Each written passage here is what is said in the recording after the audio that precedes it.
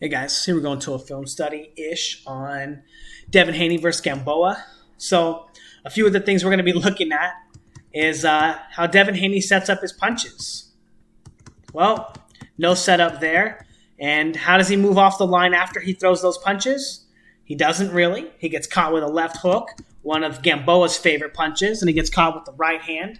Now, this guy's a little bit bigger than Devin Haney, so it might be a little bit harder for Gamboa to land punches like at that range.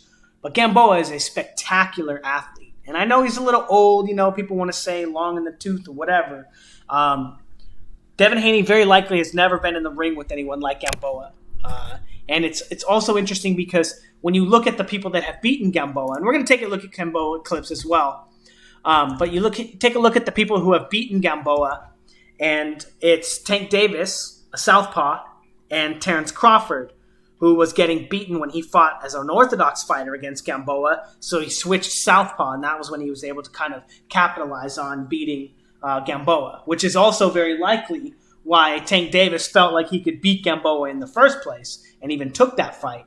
But Devin Haney, neither fast like Tank Davis nor technical like Terrence Crawford. As we see here, he's going to enter the line again from the back foot, shooting that jab from the back foot. No setup, setting up a right hand to the body or the leg, but committing to those punches as their punches. Now, this here might be something that affects the fight a lot because Gamboa is significantly smaller than Devin Haney.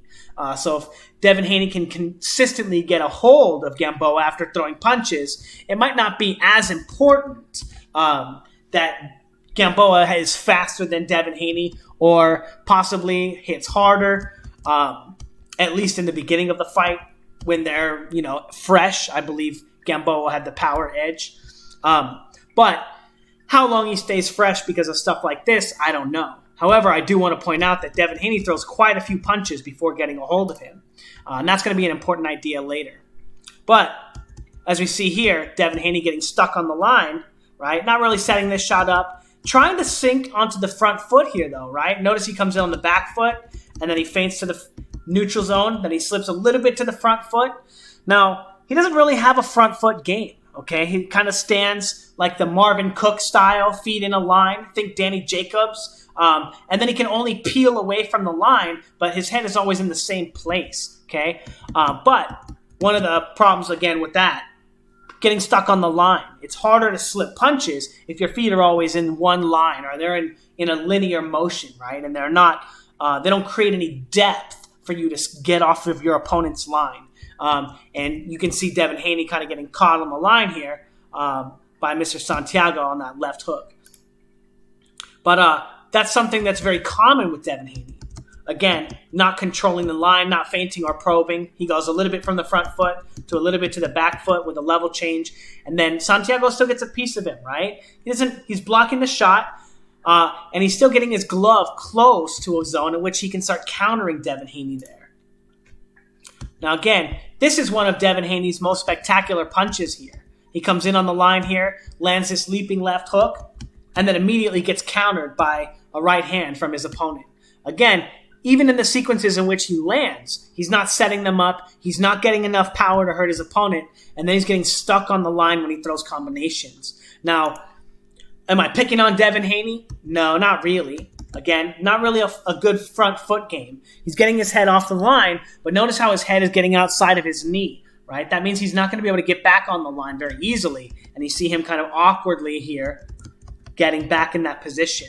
Now, Devin Haney has a decent lead right hand, but without having an effective front foot game, it means he's not going to be able to feint, probe with his lead hand, and then slip off the line into a right hand because he doesn't ever practice getting his weight to the front foot. So he's not going to be able to move from that one position to another through feints and probes. Also, because of the fact that he sits all his weight here, if you're paying attention to his weight, almost all his weight is creating a line here on the back foot. And that makes it more difficult as well. But again, not really setting up his shots here, right? He gets on the front foot a little bit here, and then he blasts forward with this jab. Look at him take one on the chin here, right?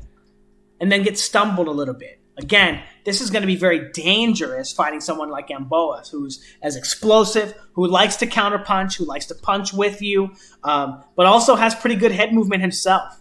But one of the important ideas here, Gamboa likes to counter with the hook here. Now look at Devin Haney when his arm is out here. There's no defense. He's not covering that zone. He's not using the cross block to control Santiago's jab.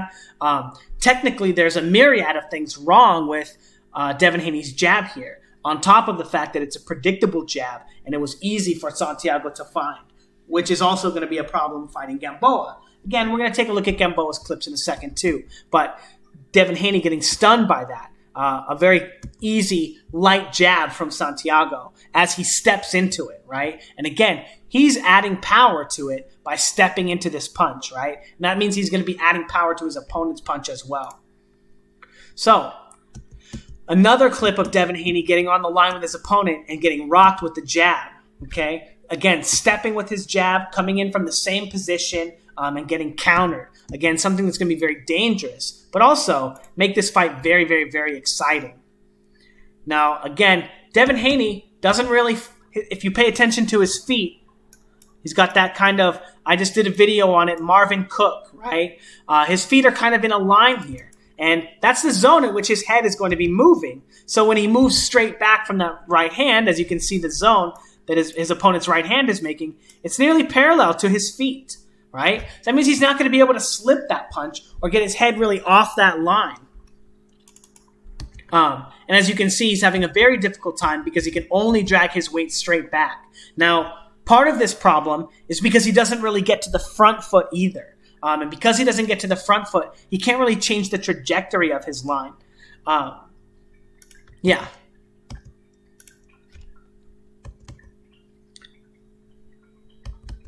Oh, another example of him not really being able to get off the line, right? Now, he does duck this shot, but Gamboa is a lot faster than this guy. And Gamboa also favors the left hook. So when his opponent is kind of ducking into him here, once that right hand comes, the left hook is coming next. And Gamboa is going to be able to find a home for it during this zone.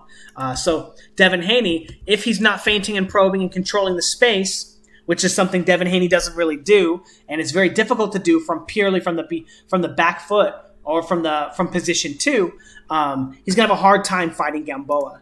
Now I know, everyone's thinking he's going to be so much better, but even when Devin Haney is successful here, trying to slip to the front foot, again, he doesn't really have a front foot game, rotating, rolling back there, and then coming forward, successful with his jab from the back foot, getting stuck on the line and getting caught with a shot. Again, he's not really used to people being able to drag their weight from the back half of their line here, right, creating a line here, to transferring his weight to the front foot, creating a new line here. Because Devin Haney fights in that neutral zone. He tries to stay in that zone the whole time, and he's not really able to judge how his opponent is going to be able to cross his line, slipping to the front foot and throwing that shot. Again, that's something that Gamboa is also very good at. Now, I'm not just trying to pick on Devin Haney. Again, Gamboa has his flaws here, but Gamboa is showing that he's got excellent movement here. Easily getting around this guy's right hand, 1 second into the fight. And we chose this fight because he loses this one, right? But this is how well he fights for the rest of the fight. Now, this motion here, I feel, is going to be very dangerous for Devin Haney, because Devin Haney likes to fight from a position that's here, right? When he gets to the front foot, look at how exposed he is to the left hook. His right hand is not even close to protecting him, right? We saw when he was throwing his jab, he's not protecting himself with the jab, or from the hook, he's not protecting himself with his right hand. And then when he comes in on the line here, throwing this punch again, he's not protecting himself. There's nowhere for him to control Gamboa's lead hand. But when he's not punching, and this will be a better clip, I think. When he's not punching here, his hand is also not in position to protect his chin, right? So the lead left hook, and Gamboa may not even have to set it up with the jab, which he's also capable of. But Devin Haney sits on the line here, as you can see, does try to pick that jab off, right, as his opponent is jabbing. But what happens when it winds up being the left hook? And I think that, again, Devin Haney, because of the way that he defends himself, because he always fights on the back foot, he doesn't bring his weight to the front foot at all, because his weight is always going to be centered around moving around this pivot point, as you see here, as soon as he's pushed off his line, but he doesn't get to the front foot. So his line is going to be very small. It's not going to be very difficult for Gamboa to move his hand from this trajectory after a feint into this trajectory here. And again, that's because Devin Haney doesn't really get to the front foot here. Right? When he's getting to this zone, he doesn't really get into this position to threaten his opponent. Now, getting back to the Gamboa clips. Gamboa loves to punch, slipping this shot, and excellent slipping this shot, getting to the inside, right? Look at how he's throwing this left hook to the body immediately into a right hand, into another left hook. Then his opponent throws another punch, and he throws another punch. He's just super active on the line. And as we saw, Devin Haney was kind of getting smacked up by Santiago by staying on the line with him for much too long. Now, Gamboa, on average, a very good fighter, to be honest. Very underrated. Since the Crawford loss, he's kind of like, I don't know, people haven't been taking him seriously. I know he has this loss too, right? That maybe he didn't train, maybe this, maybe that, who knows, right? But fighting this well, baiting that shot to his back foot, and then slipping to the front foot. Again, this is something that Devin Haney is not nearly as good at, right? Actually slipping or getting his way to the front foot. And that means that he's not going to be able to set up punches like this, like pull counters or slip counters like this, which means that against Gamboa, his offense is going to be much more limited to coming in on that back foot. And as we saw, Gamboa is more than capable of setting up counters or traps for attacks. Now, again, Gamboa, even in his worst fight, right, easily able to draw that attack in, move off the line, and then counter him with the left hook into the right hand. And this is Gamboa's worst fight by a large margin. But you can see here how just Gamboa's natural tendencies don't really line up very well for Devin Haney's style of fight.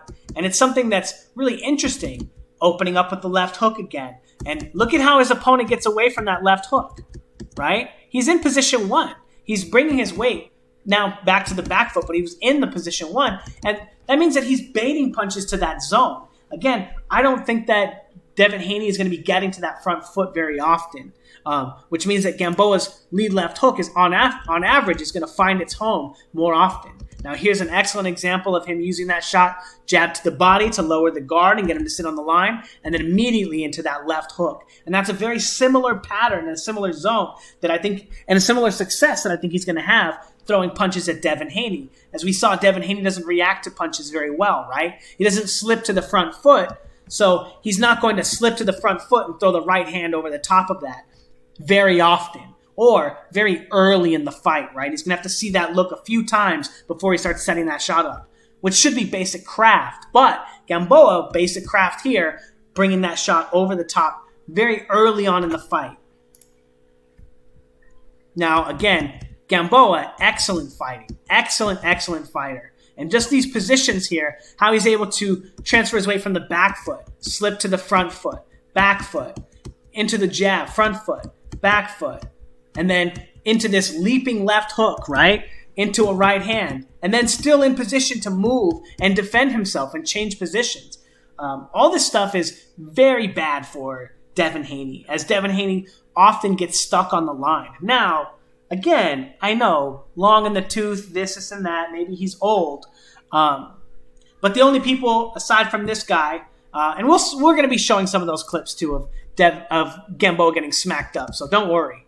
But these scenes like this, where his opponent is just blasting out of his guard and then almost getting pull countered into the right hand, into the left hook. Again, Gamboa loves to throw punches. He's not gun shy. He has excellent craft. He knows where his target is at all times, and he's constantly crossing the line and driving his weight and getting his power into these shots. He knows exactly how to throw his shots from every position. And that's going to be very dangerous for Devin Haney because he doesn't get his weight to the front foot very well. And now, what does that mean? Well, his left hook, as we saw him land, and we'll see some more clips. We're going to keep going. But again, the lead left hook, something I expect to be very effective against Devin Haney. If Gamboa gets this going and he's able to control the space and get to the front foot, which I think he will be able to. I think Gamboa also has a pretty decent cross. I do think he'll be able to get that position pretty well against Devin Haney because, again, Devin Haney doesn't even fight on the front foot. He likes to fight and come in on the back foot. So Gamboa's going to have nearly free reign to be transferring his weight to the front foot and then to the back foot through that hook there, or that like, kind of cross, kind of hook, kind of slapping, kind of just, walking into that power. But this clip here, opening up with that right hand, even catches him, right? But Gamboa is still on the line, throwing punches and dangerous. So, again, I'm not sure Devin Haney is going to be fast enough with his combinations or his follow-ups or being on the line to really make Gamboa pay, even when he does land a decent shot.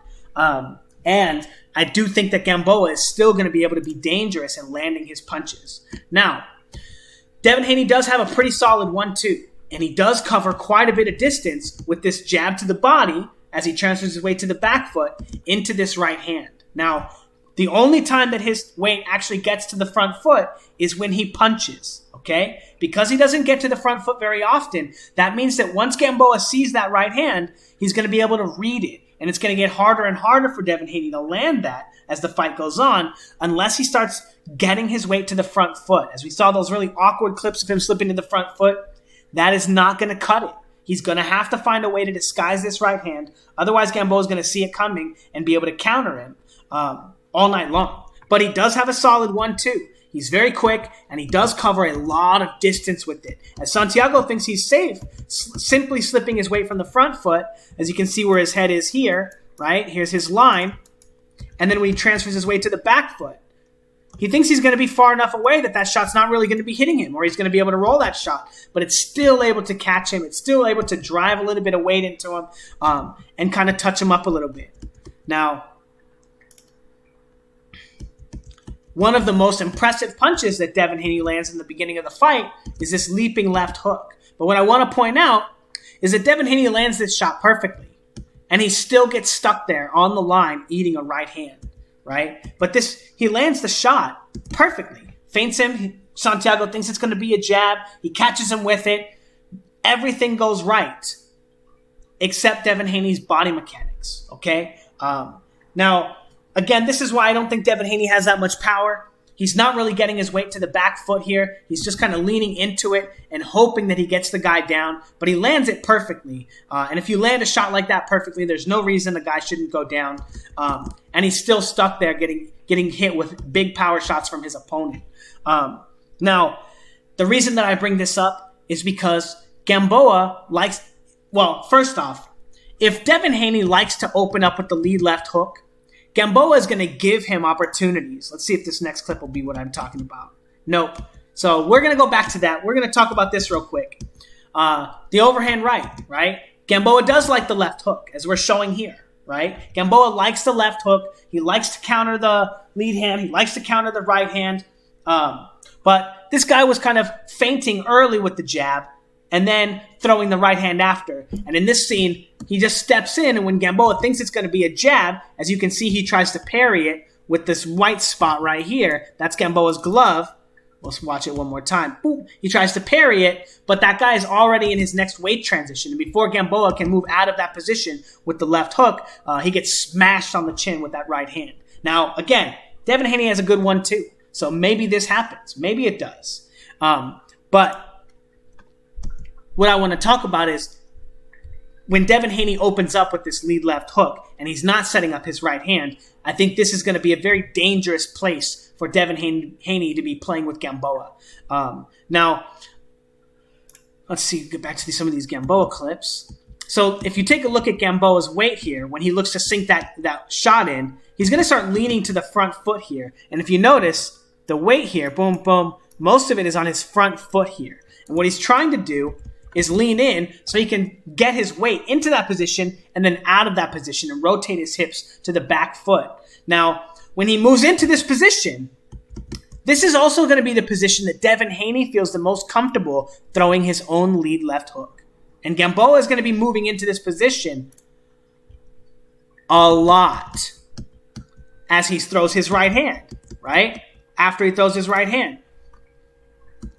As you see here, when he goes to the back foot, to the front foot, that's the position that he's going to throw that hook. right?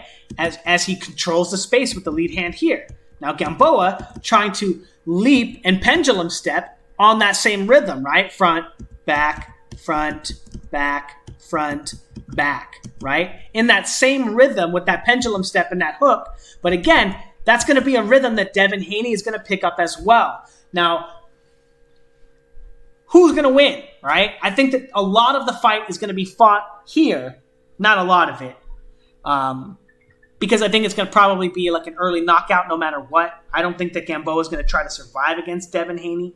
But I think that there are going to be a lot of opportunities for Gamboa to get on the front foot and bait Devin Haney into throwing his left hook. And because Gamboa brings his weight to the back foot, as you can see, getting to the front foot here, and then staying on the back half of his line and still having power, right?